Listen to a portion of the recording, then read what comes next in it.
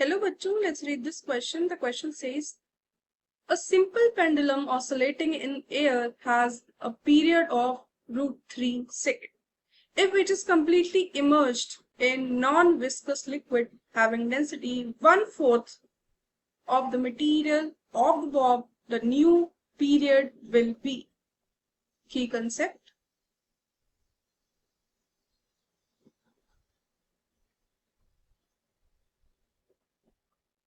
Time period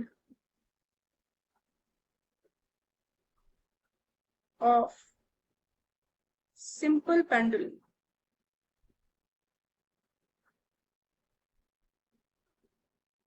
time period होता है simple pendulum का, वो होता है t equals to 2 pi under the root L by G. L है length of the pendulum, G है एक्सेलरेशन ड्यू टू ग्रेविटी.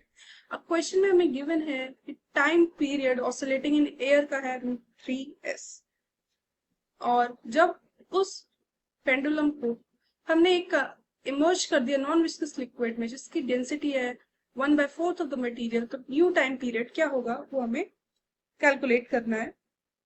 तो जब हमने बॉब को इमर्ज कर दिया लिक्विड में, तो वो एक बायोन फोर्स एक्सपीरियंस करेगा. जैसे कि ये लिक्विड है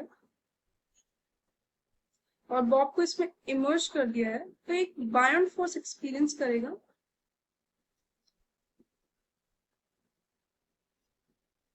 और नीचे mg है, मास इसका. सो ये बायोन फोर्स एक्सपीरियंस करेगा, और जो डेंसिटी ऑफ लिक्विड है वो 1/4 of the density of the Bob है. तो अगर density of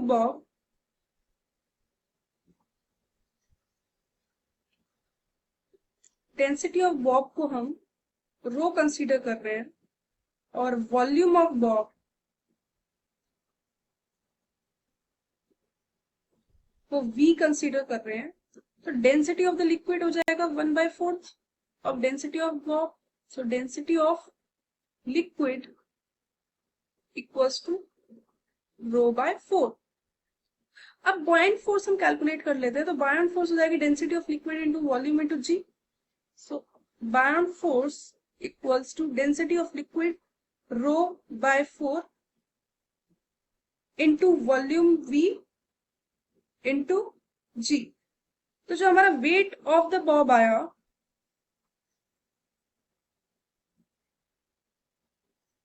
weight of bob, क्योंकि जो हमारा वेट है वो mg है, mg इक्वल्स टू fb है.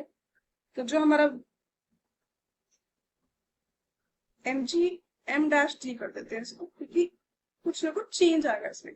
तो हमारा जो वेट ऑफ द बॉब था ओरिजिनल, जब वो एयर में था तब उसका वेट क्या था, उसको हम w कंसीडर कर रहे हैं. w इक्वल्स टू ρ/vg, क्योंकि रो जो है वो डेंसिटी ऑफ द बॉब है, तो ρ/vg था.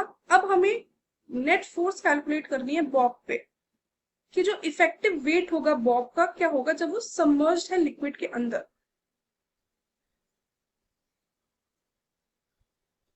Effective weight of Bob when submerged in liquid, तो वो हो जाएगा W डैश बोल देते हैं इसको, W dash equals to W minus FV buoyant force. So ρ/vg minus ρ/4 Vg. So ये आएगा 3/4 ρ/vg.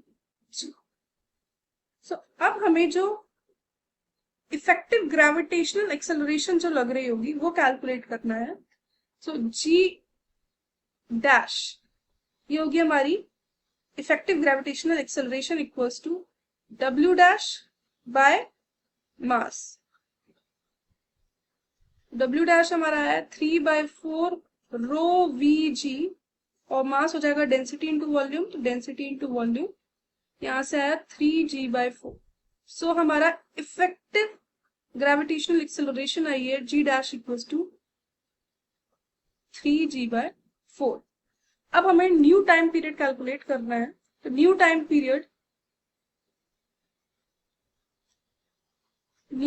पीरियड हम उसे टी डैश बोल रहे हैं। T dash equals to 2 pi under the root L by G dash, value put करते हैं 2 pi under the root L by 3g/4।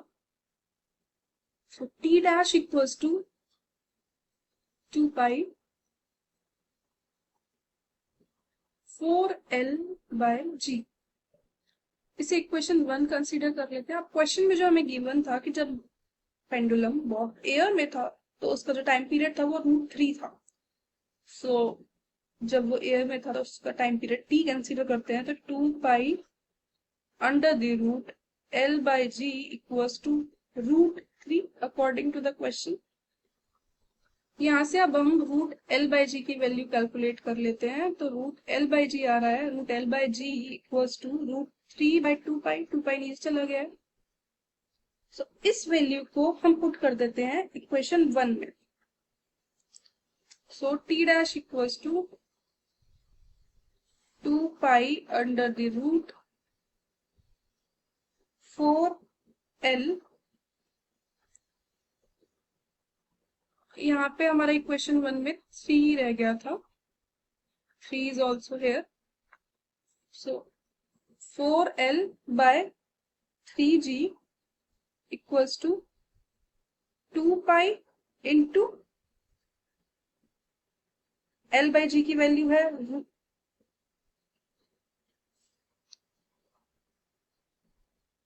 जो हमारी वैल्यू है वो पुट कर देते हैं यहाँ पे।